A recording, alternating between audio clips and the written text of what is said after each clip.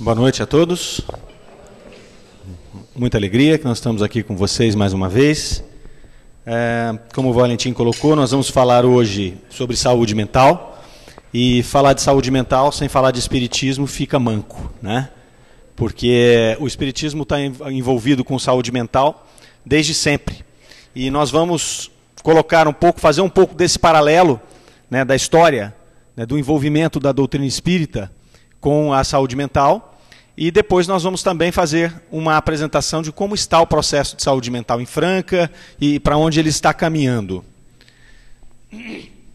Nós estamos vivendo um momento interessante na nossa cidade, na nossa região, aonde nós estamos agora no momento de executar o que se chama reforma psiquiátrica, e nós precisamos cuidar desse assunto, nós precisamos compreender esse assunto, nós precisamos entender o que é que está acontecendo, para que a gente possa opinar, para que a gente possa discutir sobre ele, cobrar dos órgãos necessários as mudanças, as atitudes, para que a gente possa fazer essa mudança no tratamento de saúde mental tão importante e que já está em trânsito aí em várias cidades do Brasil, mas que em Franca está atrasado. A gente vai falar um pouco sobre isso e chegou o momento da gente realizar esse processo. E por que a gente tem que compreender isso? Por que nós temos que falar sobre isso?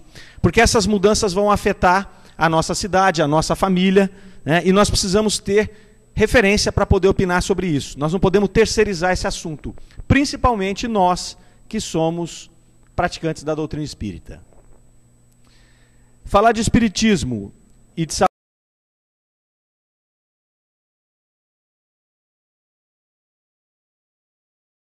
o último 95 anos de existência. Então foram 95 anos cuidando de saúde mental. O Allan Kardec não cuida da saúde mental só de Franca. Nós cuidamos, além da saúde mental de Franca, de 22 municípios da região. Mais ou menos, a gente atende um universo mais ou menos de 600 mil pessoas. Então não dá para você dissociar espiritismo, Hospital Allan Kardec, Fundação Espírita Allan Kardec e saúde mental. É um bloco só, e por isso que nós vamos falar dessas três coisas aqui nesses próximos minutos. A questão das perturbações mentais, isso não é um tema novo.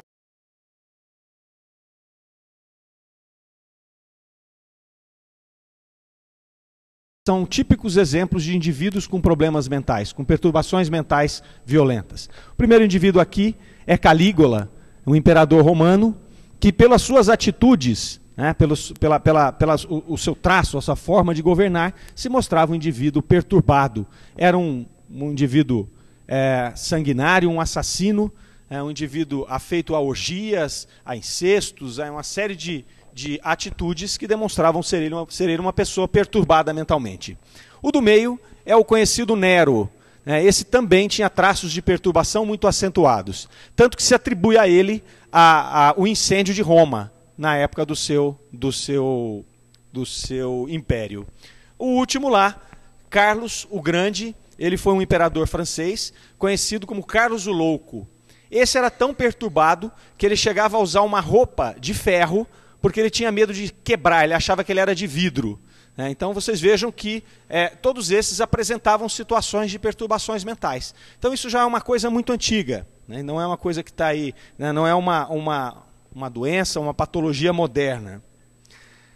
Antes de Cristo, 500 anos antes de Cristo, esse indivíduo chamado Hipócritas foi o primeiro a falar sobre isso. Ele começou a identificar a doença mental, que antes era uma coisa mística. Ele começa a identificar essa doença com sede no corpo físico, no cérebro, né? Então ele coloca que a patologia mental, em muitos casos, ela era uma doença cerebral, algo que era físico do ser humano, né? Hipócrates seria depois conhecido como o pai da medicina moderna. Então ele foi o primeiro a identificar a doença mental como uma coisa física. Depois nós temos o advento de Jesus, quase 500 anos depois de Hipócrates. E Jesus vem dar um outro componente à questão do transtorno mental. Jesus vem colocar um componente externo. Hipócrates tinha falado sobre a questão física. Olha, aqui nós estamos tratando de um problema cerebral, um problema físico. Jesus vem acrescentar um outro problema, que é um problema espiritual. E Jesus, em várias passagens, ele trata do processo obsessivo. Uma dessas passagens era quando ele passa na província dos Gadarenos, né? E aí ele pergunta para um daqueles indivíduos ali que estava, um indivíduo que estava enlouquecido, ele chega para ele e pergunta: qual é o seu nome? E ele responde: meu nome é Legião. Então essa passagem é bem conhecida. Jesus então ordena que aquela legião de espíritos que obsediava aquele indivíduo se afastasse dele. Esses espíritos se apossam de porcos que estavam ali, esses porcos se lançam na água. Então essa história é bem conhecida. Jesus depois tem outras tantas passagens de pessoas que são esses aluados, esses loucos daquela época, onde Jesus, na verdade, conversa com o espírito obsessor e retira esse espírito obsessor, ordena que esse espírito obsessor saia daquele indivíduo e o indivíduo fica curado no momento seguinte. Então Jesus vem e coloca um novo componente, que é o componente espiritual, o componente da obsessão. Até meados do século XIX, a tratativa com os portadores de transtornos mentais, ela era uma coisa errática. Não existia nenhum tipo de tratamento estabelecido.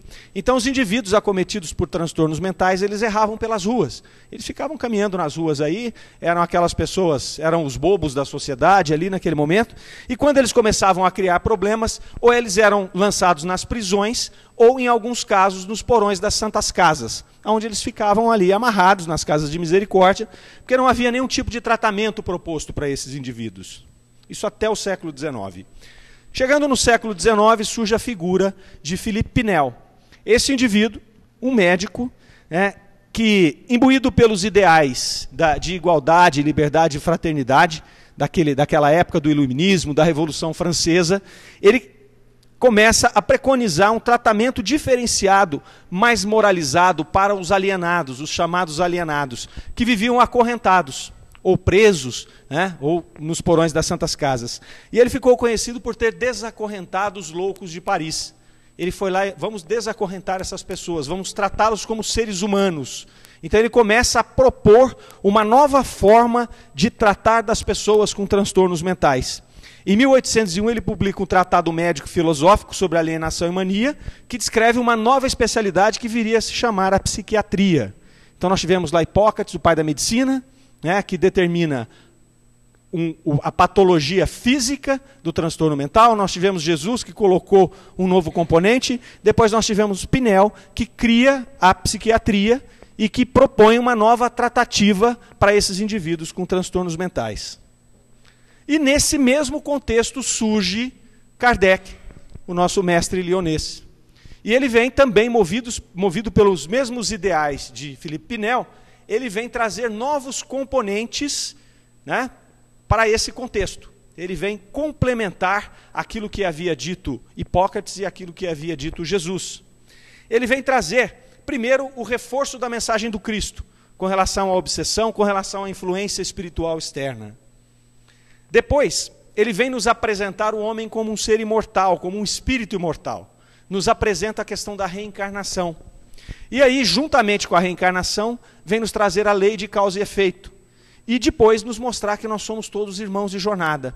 Então ele acrescenta um componente aí adicional a esse processo, que é o processo reencarnatório, e a questão da lei de causa e efeito, aonde aquela patologia, que pode ser uma obsessão ou que pode ser uma patologia física, ela também pode ser algo ocasionado por falhas nossas no passado que nós estamos corrigindo hoje, expiações que nós estamos corrigindo hoje. Então ele vem complementar esse contexto do transtorno mental, através das expiações, das provas e da obsessão, detalhando aí esse último processo, que Jesus já havia começado a tratar dele. E é por esta proposta de Allan Kardec que o Espiritismo se vê de uma forma muito forte, empenhado a entrar nesse processo do cuidado com indivíduos de transtornos mentais. Uma grande quantidade de hospitais psiquiátricos do Brasil, uma grande porcentagem deles são hospitais espíritas. Foram hospitais espíritas, muitos já fecharam. Mas o Espiritismo sempre esteve envolvido com este processo. E nós não podemos, hoje, permitir que nos retirem desse processo. Porque apenas a doutrina espírita apresenta esse conhecimento mais profundo deste processo como um todo. É óbvio que a psiquiatria evoluiu muito, está aí fazendo um grande trabalho, mas o Espiritismo consegue complementar em grande medida este trabalho que a psiquiatria faz com tanta maestria nos dias de hoje. É um complemento, um adicional. E que a doutrina espírita consegue fazer através desse conhecimento, dessas outras causas que também influenciam no processo. E aí nós chegamos em 1921, com esse indivíduo que está aí, alguns talvez não o conheçam, é o senhor José Marques Garcia, o fundador da Fundação Espírita Allan Kardec. E ele tem uma história muito interessante. Ele caminhava pelas ruas, ali no centro da cidade, já tinha ali o Centro Espírita Esperança e Fé, que nós conhecemos como Nova Era, e um dia caminhando pelas ruas da cidade, ele viu um desses loucos que andavam pelas ruas, porque não tinha lugar para eles, e essas pessoas sempre entravam em conflito, né, com a sociedade. Alguns de vocês devem se lembrar aí do Geraldo Pelotão, Maria Capotinha, o Vartão, quem é daqui lembra do Vartão, né, aquele que andava com a borracha. Eu não lembro disso não é do meu tempo não, entendeu? Só eu ouvi falar só. Só ouvi falar, né? Mas, quem falou sei, né? Mas, um desses indivíduos, que não sei o nome dele, estava em conflito com as crianças lá no centro da cidade. Então vocês se lembram que o Geraldo Pelotão, por exemplo, já tirava pedra nas pessoas, virava aquela coisa. E ele estava num conflito desse, não era o Geraldo Pelotão, mas era outro com a mesma característica. E o senhor José Marques Garcia encontrou aquela situação, compadecido daquele ser que estava ali sendo agredido, sendo humilhado, ele tentou intervir. E uma pedra dessa pegou na fronte dele e cortou a testa dele. E aí, provavelmente, ele sentiu toda a dor daquele indivíduo, né? E movido por uma compaixão enorme, ele pegou aquele indivíduo e levou para a casa dele. Falou, isso não pode continuar assim. E daí a pouquinho veio outro, e daí a pouquinho veio outro, e daí a pouquinho veio outro, e a casa dele estava cheia de gente já, que ele acolhia na rua e levava para morar com ele. E aí um belo dia ele falou, bom, precisamos resolver essa situação, não dá para ficar mais na minha casa, eu preciso de um outro lugar. E aí ele teve um sonho. Ele teve um sonho que o indivíduo chegou para ele e disse, olha, vá até a rua Irmãos Basílio, lá no Guanabara, e procure um senhor chamado Cláudio, que ele vai lhe ajudar. Tá bom. Ele levantou no outro dia, foi até a rua, chegando lá, encontrou o senhor Cláudio e falou, olha, eu estou aqui porque, sabe, tive um sonho e aconteceu que pediram para eu vir aqui, né, eu estou precisando fazer alguma coisa com relação a essas pessoas que estão aqui. E o indivíduo falou, olha, é o seguinte, eu também tive um sonho. E nesse sonho, uma pessoa chegou para mim e disse que alguém ia me procurar e que era para eu doar um pedaço da minha chácara para essa pessoa construir alguma coisa aqui. E assim foi feito. O senhor Cláudio doou para o senhor José Marques Garcia o espaço e, em 1922, ele iniciou a obra do que seria o Asilo Allan Kardec, inicialmente, né? Então começou como um asilo, não tinha conotação de hospital. Em 1925 é que ele passa para o Hospital Psiquiátrico Allan Kardec. Essa é uma imagem antiga do asilo, está bem apagada, mas dá para a gente ver ali que era uma casa antiga, e a população numa confraternização qualquer ali. Essa imagem é de 1924, que nós resgatamos lá dos arquivos da Fundação. Aqui já é depois de 25, quando já era um hospital, e vocês vejam uma característica importante, que são as grades. Nesse momento não havia um tipo de tratamento que não fosse a contenção. Então os quartos tinham grades, eram como se fossem celas mesmo, né? Já era um tratamento melhor do que antes, que não tinha nada, mas ainda tinham poucos recursos para se poder cuidar dessas pessoas. E aí chegamos no momento em que começam a se propor alguns tratamentos. Isso ocorreu na década de 40. E o primeiro desses tratamentos, o mais comum, foram os eletrochoques. Então também muita gente já ouviu falar, né? Poxa, lá no Allan Kardec a pessoa toma choque, né? Aquela coisa toda. E era verdade, porque era nessa época um tipo de tratamento que tinha ali. O eletrochoque, ele passou por uma fase de tratamento, depois ele foi mal utilizado, que ele foi utilizado como instrumento de tortura, como instrumento de coação, como instrumento político muitas vezes, né? E aí depois até ser banido no Brasil. Hoje a única instituição que pratica o eletrochoque é o Hospital Bairral, que é, por acaso, não por acaso, o hospital mais famoso psiquiátrico do Brasil, situado em Itapira. E o Bairral faz isso de uma maneira terapêutica, com toda uma proposta de estudo e com excelentes resultados para algumas patologias. É o único lugar do Brasil hoje que se pratica o eletrochoque. Mas na década de 50 é que houve a grande mudança, que foi o início da psicofarmacologia, onde surgiram os remédios, as primeiras drogas que começaram a cuidar dos transtornos mentais. Inicia-se então uma nova fase no tratamento de pessoas com transtornos mentais. E aí surge, já nos anos 60, este indivíduo aí, que é Franco Basaglia, um italiano, psiquiatra. Esse indivíduo fez uma experiência nas cidades de Gorizia e Trieste, onde ele preconizava uma psiquiatria democrática. Com o advento da farmacologia, passou a ser possível controlar os processos de crise, os processos de surto e estabilizar as pessoas com transtornos mentais.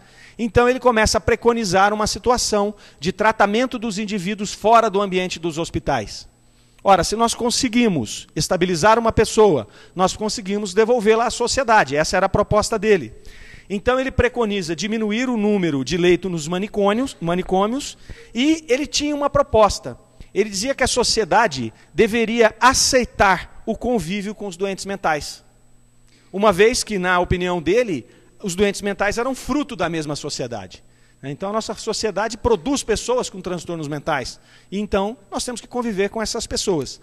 Esse processo dele, muito bem aplicado em Gorizia e Trieste, começou a se espalhar na Itália, nos Estados Unidos, na Inglaterra, na França, e deu-se então aí origem à luta antimanicomial, que muita gente já deve ter ouvido falar aqui, né, que é o fechamento dos hospitais psiquiátricos, o fechamento dos manicômios.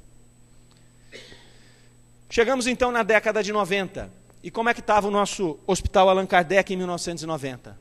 Então vejam, depois de muitos anos de subfinanciamento, de tratamento inadequado por parte do poder público, de superlotação, o hospital se encontrava na década de 90 com 400 indivíduos internados ali, moradores, e totalmente deteriorado. Vejam algumas fotos aí, para que vocês possam compreender como é que estava o hospital naquele momento. Né? E aqui moravam 400 pessoas. Era uma situação impraticável.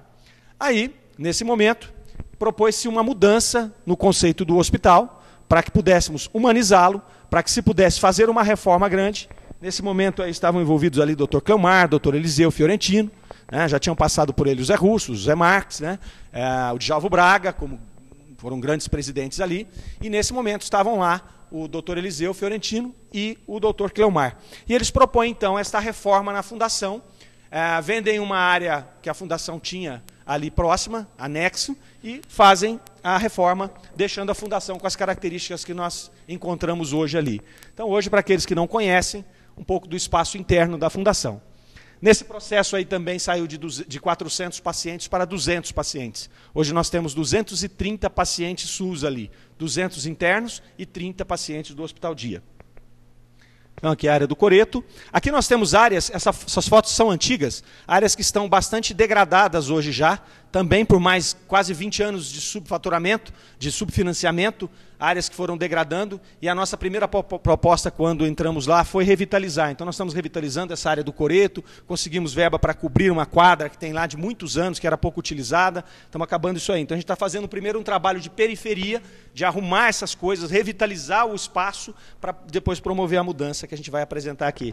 Esse é o espaço da clínica, né? Depois foi montado nessa época já um embrião de uma clínica particular, depois nós tivemos o Vanderlei Sintra, que presidiu o hospital até o ano passado. Nós vamos fazer agora no dia 9 um ano, que nós estamos lá na presidência. O Vanderlei ficou 10 anos, e o Vanderlei deu um impulso na clínica particular que foi com que fez com que o hospital sobrevivesse às intempéries do subfinanciamento, que durou aí mais de 10 anos. Então vejam o tamanho do hospital aí hoje. Essa área construída, ela tem 12 mil metros, e nós temos mais toda uma área aí para trás, que temos um bosque, temos hortas e outras coisas aí. Para vocês terem uma ideia do que é a fundação em números, nós temos hoje 300 pacientes, sendo 200 SUS, 30 do Hospital Dia e 70 da Clínica Nova Era.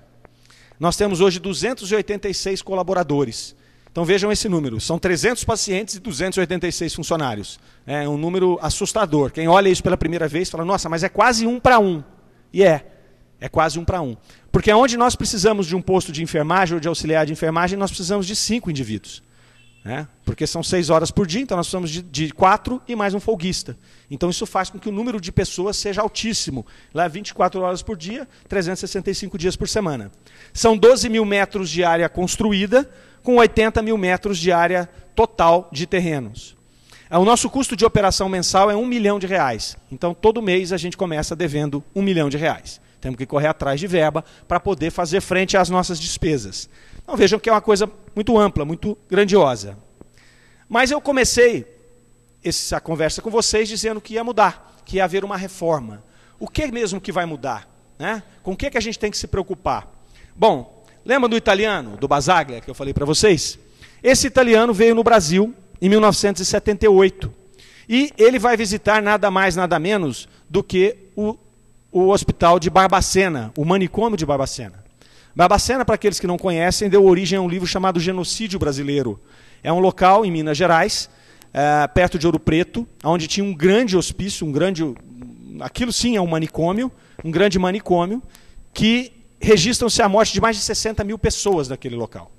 Então, ele, além de situações de maus tratos absurdos, pessoas sem roupa, pessoas com alimentação insuficiente, com tratamento inadequado, ele serviu muito, na época da política mais encarniçada, vamos dizer assim, como um ambiente de repressão.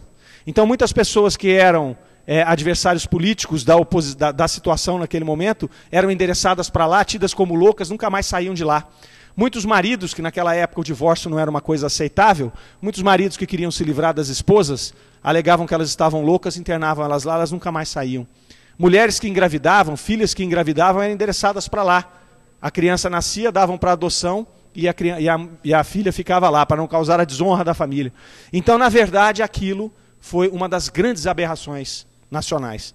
Se nós pegarmos o estado de São Paulo também, nós tivemos grandes casos de hospitais que deveriam ser hospitais psiquiátricos transformados em manicômios, com questões de verba, porque o SUS pagava bem naquela época, onde se apinhavam as pessoas e nem roupa davam a elas para poder angariar recursos financeiros. Então ele vem aqui nesse momento, se escandaliza com aquilo e implanta as sementes da luta antimanicomial. Então começa esse processo. Isso começou lá em 1978.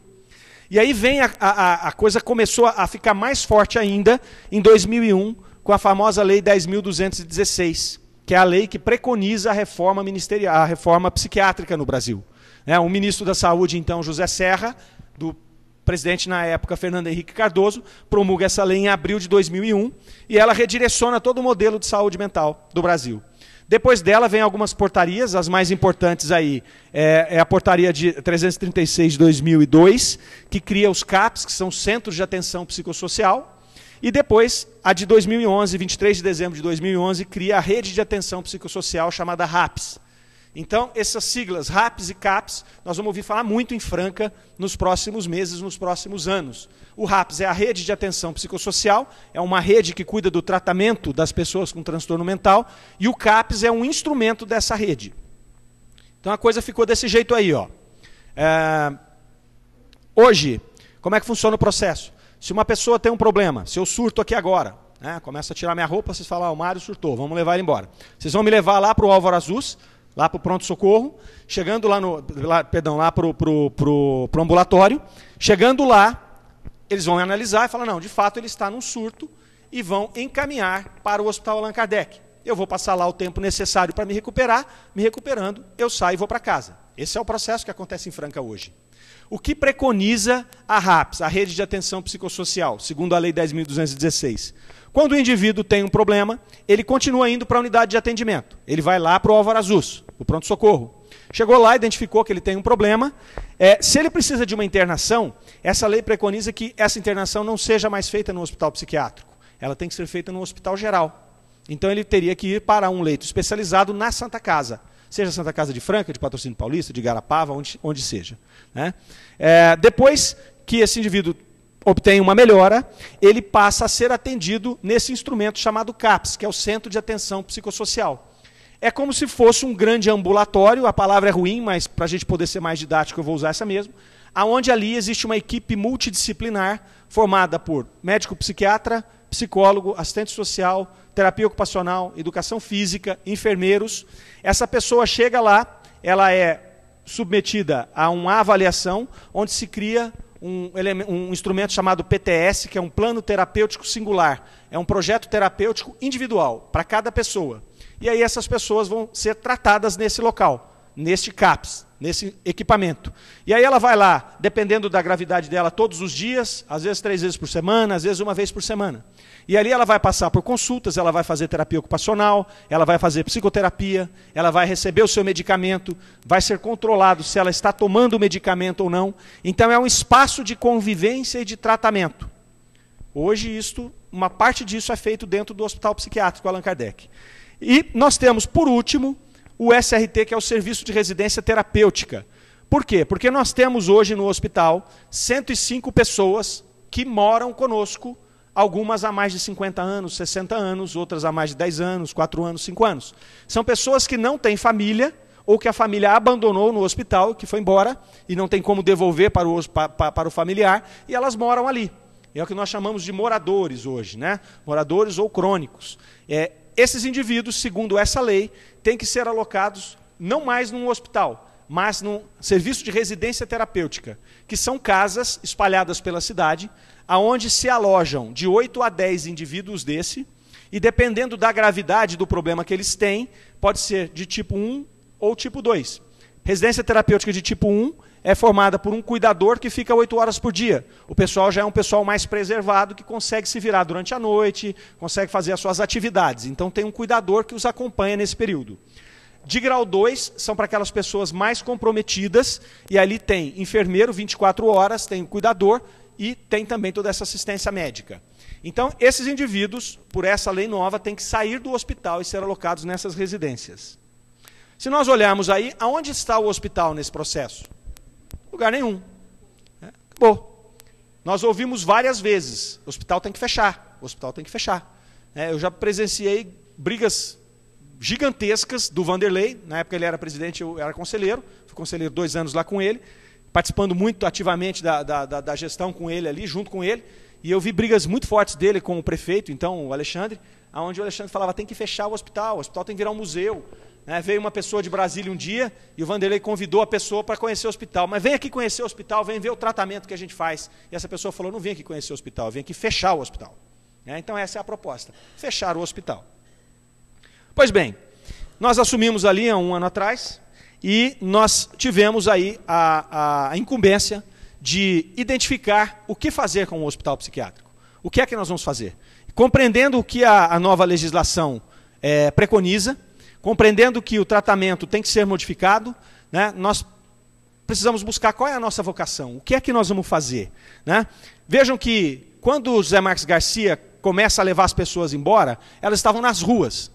Elas não tinham para onde ir, elas estavam nas ruas ali, misturadas na sociedade, obviamente sem um tratamento naquele momento, e ele acolhe essas pessoas. E ele faz um processo de integração social, de desenvolvimento humano com essas pessoas. E essas pessoas hoje estão de volta às ruas, novamente.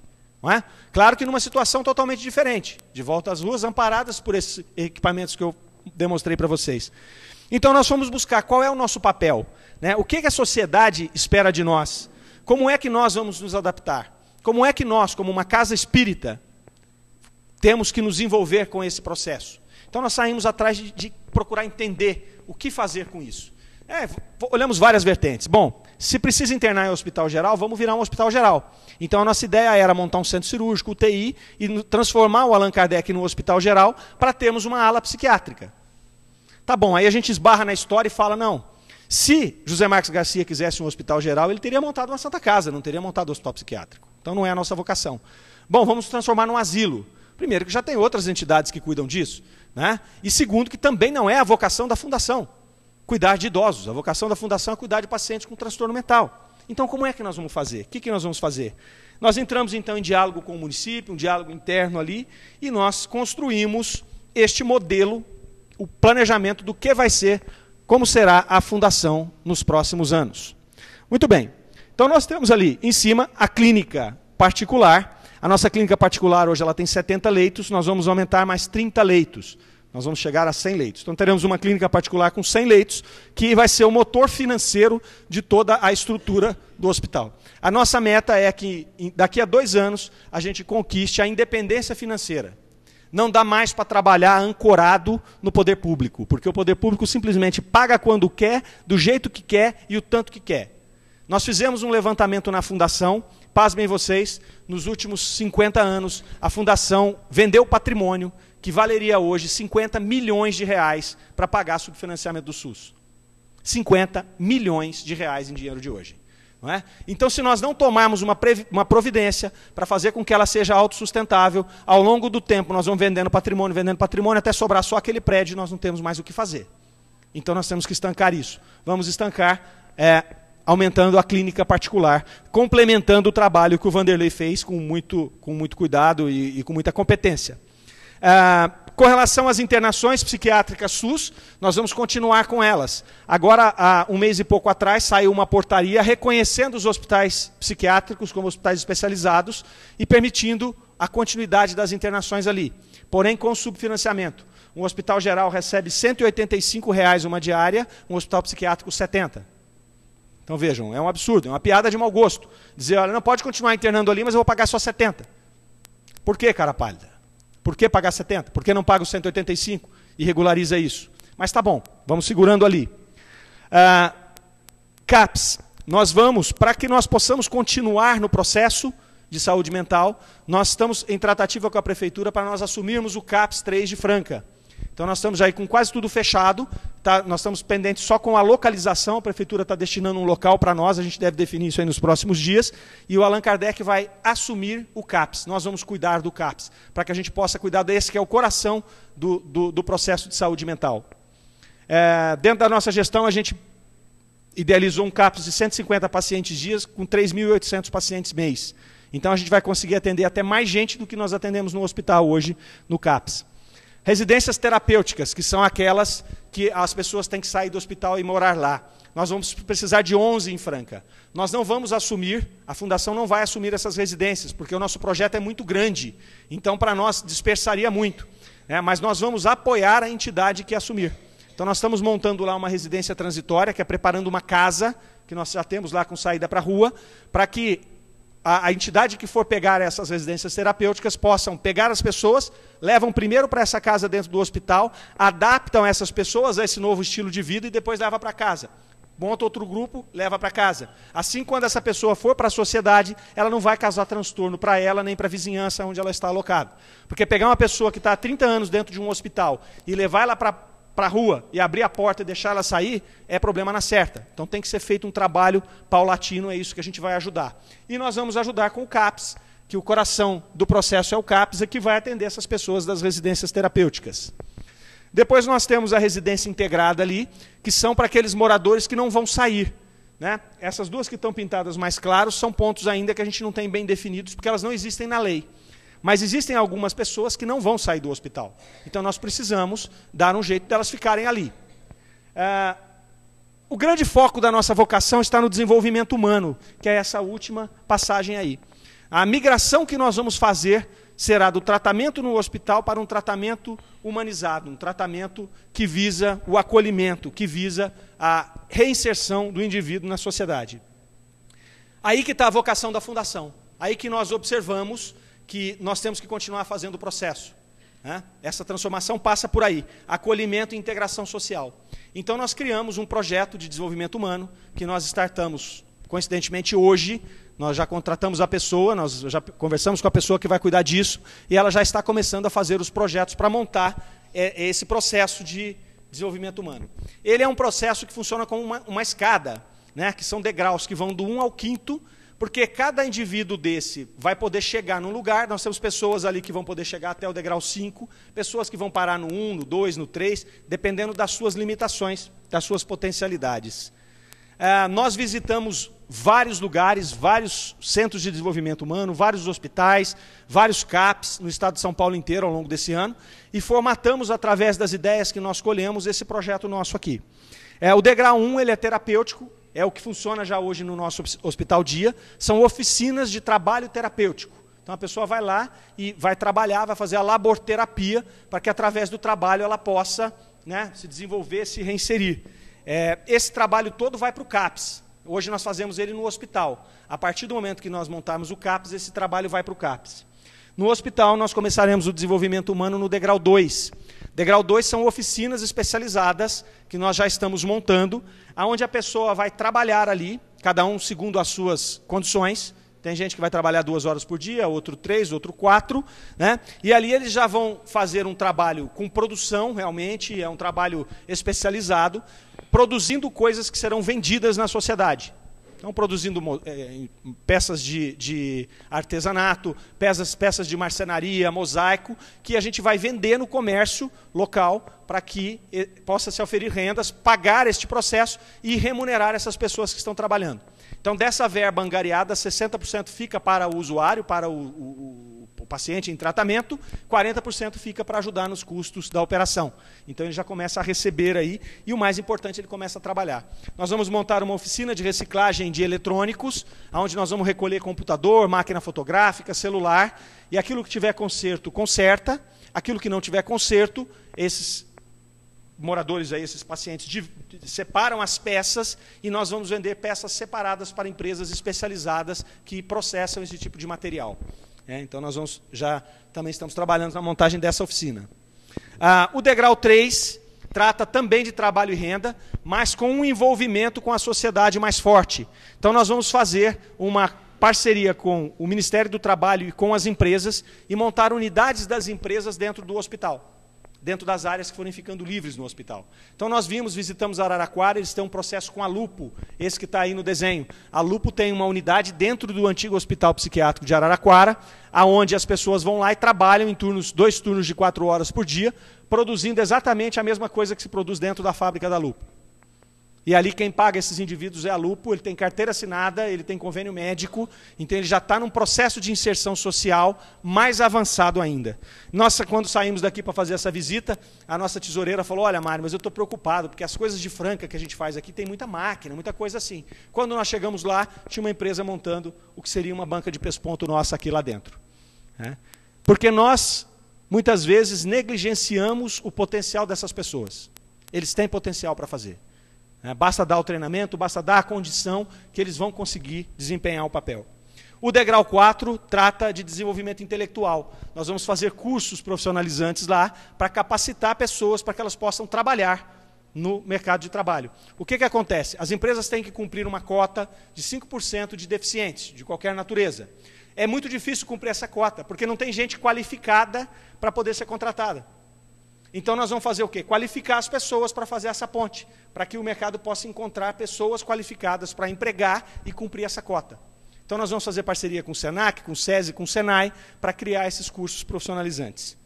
O degrau 5 é quando o indivíduo sai do degrau 3 ou do degrau 4 e vai trabalhar nas empresas. Então, ali ele já se desvencilhou do processo. Ele já não depende mais do processo do desenvolvimento humano, ou do hospital, ou do CAPS. Ele é um indivíduo normal que está trabalhando numa empresa. No exemplo da Lupo, eles têm várias pessoas que começaram a trabalhar lá dentro daquele ambiente que era o hospital, e que elas foram tão bem que elas puderam trabalhar 8 horas por dia lá na fábrica, e hoje trabalham lá na fábrica da Lupo. Outras tantas que passaram pelo degrau 5, que é do treinamento, e que já estão trabalhando em outros locais, lá em empresas, em lojas, em varejões e tudo mais. Então, aqui esse degrau já é o degrau do desenvolvimento final dessas pessoas ali. Nós temos em Franca, no ambulatório de saúde mental, 12 mil pessoas cadastradas, ativas, com problemas de transtorno mental. 12 mil. Nós temos 200 vagas no Allan Kardec. Nós temos 12 mil pessoas.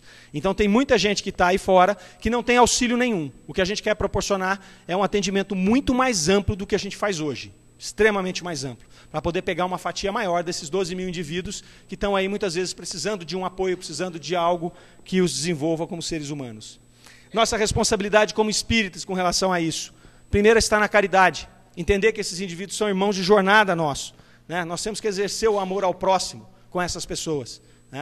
Depois, nós temos uma corresponsabilidade com relação a essas pessoas. Quando o Basaglia lá atrás propôs que a sociedade devia cuidar dos seus loucos, porque ela gerava os loucos, nós da doutrina espírita temos um pensamento muito mais amplo que esse. Nós podemos entender que nós temos corresponsabilidade com aquelas pessoas com transtorno mental que andam à nossa volta, que estão de alguma maneira ligadas a nós. Porque, talvez por uma questão de omissão numa encarnação passada, ou de uma ação direta nossa, nós tenhamos levado aquele indivíduo a cometer algum ato que ele esteja espiando hoje. E se essa pessoa está perto de nós, por alguma razão, seja ele um vizinho, um parente, um filho, um irmão, é porque nós temos algum laço junto com ele. E nós temos um compromisso para com ele. E, se não for por nada disso, pelo nosso próprio desenvolvimento. não é? Porque nós nos desenvolvemos através da interação social. Então, essa evolução nossa se dá em conjunto. Ninguém caminha sozinho aqui na Terra, por isso que nós estamos aqui. Então, nós ensinamos e nós auxiliamos, e nós, nesse momento, aprendemos e evoluímos junto. E quando a gente se propõe a conviver com essas pessoas, a andar de mão dadas, enxergando nele um ser humano, enxergando nele um espírito imortal, que está vivendo uma experiência regenerativa, nós vamos evoluir junto com ele. Então a nossa responsabilidade enquanto espíritas é fundamental. Por isso que nós não vamos sair desse processo, por isso que nós vamos ampliar esse processo. Nós visitamos o Cândido Ferreira, é um hospital famoso em Campinas que começou um processo parecido com esse há 20 anos atrás. Eles eram um hospital do tamanho do nosso, tinham lá 300 funcionários, tinham 300 pacientes. Hoje eles atendem a mais de 7.000 pessoas e eles têm 1.000 profissionais. É um trabalho maravilhoso o que se faz no Cândido Ferreira em Campinas, que é algo que a gente também vai implementar várias das ideias que nós escolhemos lá, né? E com isso, nós queremos que com esse processo de humanização, tanto a Fundação quanto a doutrina espírita possa voltar a sonhar com participar desse processo de cuidar dos indivíduos com transtornos mentais. Ok? Muito obrigado a todos.